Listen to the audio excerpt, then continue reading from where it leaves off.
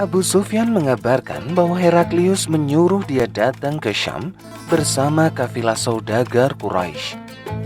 Waktu itu, Rasulullah SAW sedang dalam perjanjian damai dengan Abu Sufyan dan dengan orang-orang Quraisy. Mereka datang menghadap Heraklius di Iliad, terus masuk ke dalam majelisnya di hadapan oleh pembesar-pembesar Romawi. Kemudian Heraklius memanggil orang-orang Quraisy itu beserta juru bahasanya. Heraklius berkata, "Siapa di antara Anda yang paling dekat hubungan kekeluargaannya dengan laki-laki yang mengaku sebagai nabi itu?" Jawab Abu Sufyan, "Saya keluarga terdekatnya." Heraklius berkata kepada juru bicaranya, "Suruh dia mendekat kepadaku, dan suruh pula para sahabatnya duduk di belakangnya." Kemudian dia berkata kepada juru bicaranya, "Katakan kepada mereka, aku akan bertanya kepadanya. Jika dia berdusta, suruhlah mereka mengatakan bahwa dia berdusta." Kata Abu Sufyan, "Demi Tuhan, jika tidaklah aku takut akan mendapat malu karena aku dikatakan pendusta, niscaya aku akan berdusta." Pertanyaan pertama, bagaimana garis nasabnya di kalanganmu? Aku menjawab, dia keturunan bangsawan di kalangan kami. Heraklius bertanya lagi, pernahkah orang lain sebelumnya mengatakan apa yang dikatakannya? Jawabku, tidak. Heraklius berkata, adakah di antara nenek moyangnya yang menjadi raja? Jawabku, tidak. Heraklius, apakah pengikutnya terdiri dari orang-orang mulia ataukah orang-orang biasa? Jawabku, hanya terdiri dari orang-orang biasa.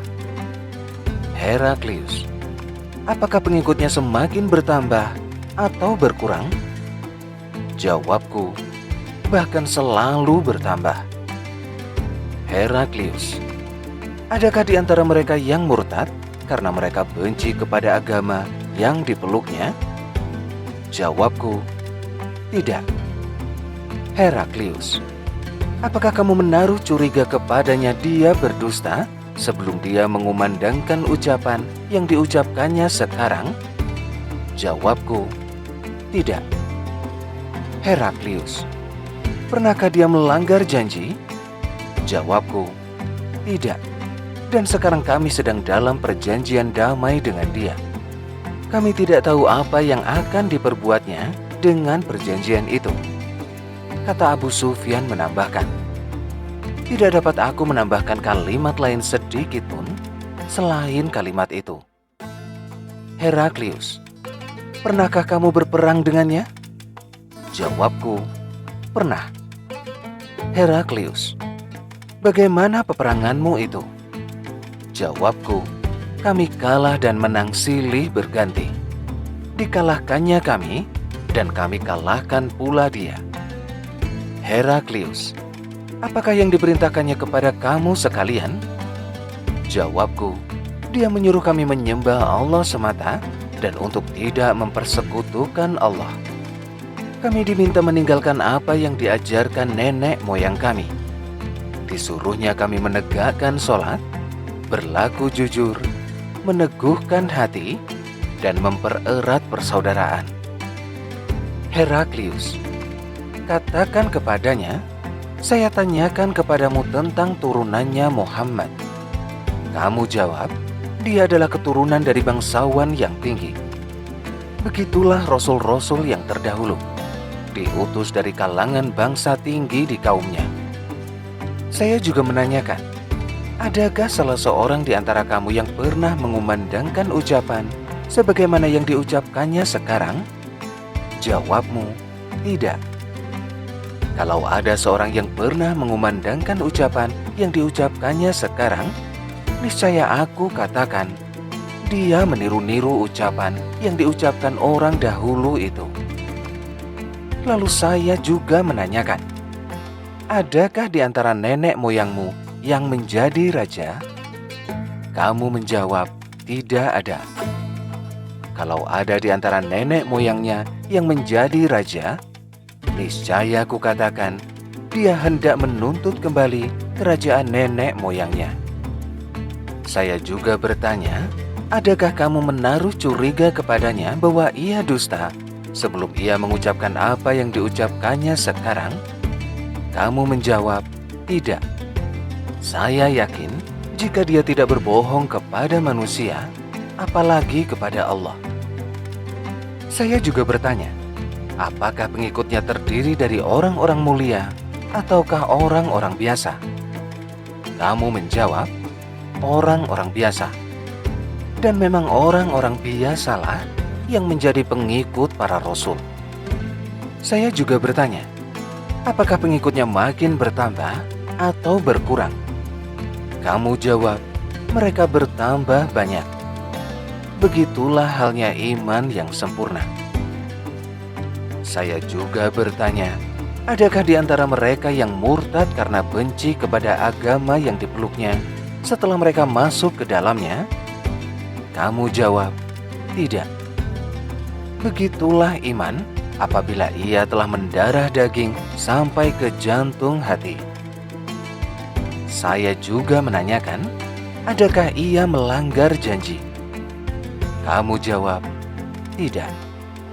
Begitu juga semua rasul yang terdahulu. Mereka tidak suka melanggar janji. Dan yang terakhir saya tanyakan, apakah yang disuruhkannya kepada kamu sekalian? Kamu jawab, ia menyuruh menyembah Allah Subhanahu wa Ta'ala dan melarang mempersekutukannya. Dilarangnya pula menyembah berhala, disuruhnya menegakkan sholat, berlaku jujur, dan meneguhkan hati. Jika yang kamu terangkan itu betul semuanya, niscaya dia akan berpijak di kedua telapak kakiku ini.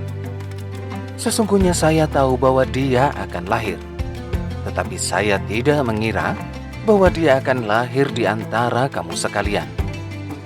Sekiranya saya yakin akan dapat bertemu dengannya, walaupun dengan susah payah, saya akan berusaha datang untuk menemuinya. Kalau saya telah berada di dekatnya, akan saya cuci kedua telapak kakinya.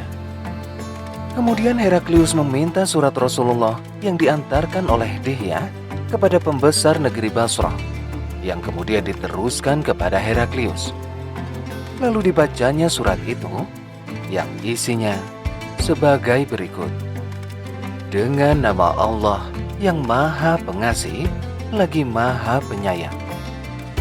Dari Muhammad, hamba Allah dan Rasulnya, kepada Heraklius, Kaisar Romawi. Kesejahteraan kiranya untuk orang yang mengikuti petunjuk. Kemudian, sesungguhnya saya mengajak Anda memenuhi panggilan Islam. Masuklah Islam, pasti Anda akan selamat dan Allah akan memberi pahala kepada Anda 2 kali lipat. Tetapi jika Anda enggan, niscaya Anda akan memikul dosa seluruh rakyat. Wahai ahli kitab, marilah kita bersatu dalam satu kalimat yang sama antara kita, yaitu supaya kita tidak menyembah kecuali hanya kepada Allah. Dan jangan mempersekutukannya dengan suatu apapun.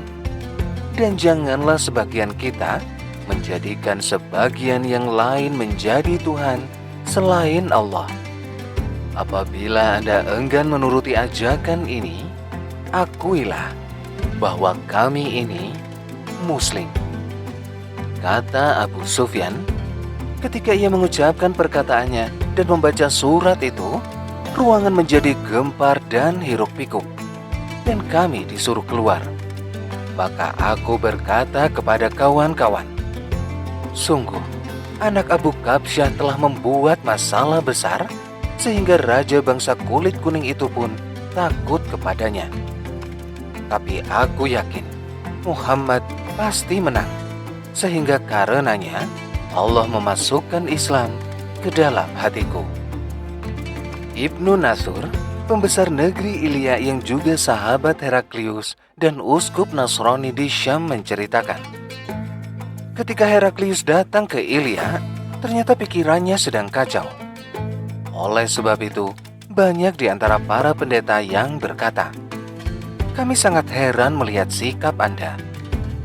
Selanjutnya, Ibnu Nathur berkata, Heraklius adalah seorang ahli nujum yang selalu memperhatikan perjalanan bintang-bintang. Dia pernah menjawab pertanyaan para pendeta yang bertanya kepadanya pada suatu malam ketika melihat Raja Khitan muncul. "Siapakah di antara umat ini yang telah dihitan?" Jawab para pendeta, "Yang dihitan hanyalah orang Yahudi. Tapi Anda jangan risau dengan mereka. Perintahkan saja ke seluruh negeri dalam kerajaan Anda supaya orang-orang Yahudi di negeri itu dibunuh."